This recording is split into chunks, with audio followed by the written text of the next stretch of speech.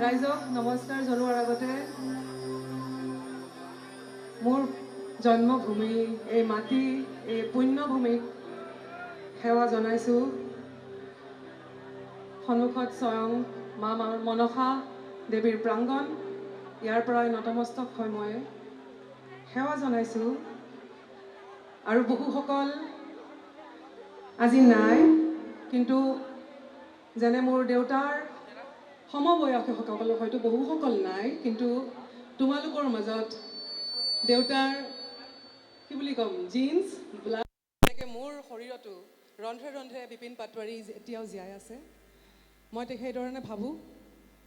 আৰু হয়তো আগামী বহুসকলক নজনাকেও মই তোমালোকক বহু ভালকৈ জানো, তোমালোকে মোক জানা, কেৱল কলাকাৰ হিচাপে নহয়।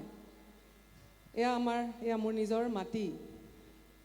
তো এতিয়ালৈকে মা মনসা দেৱীৰ এই প্ৰাংগণক মই নতমস্তক হৈ ধন্যবাদ জনাইছোঁ। মোক বহু দিছে, এই ভূমিয়ে মোক বহু আশীৰ্বাদ কৰিছে, মই বহু কিছু পাইছোঁ।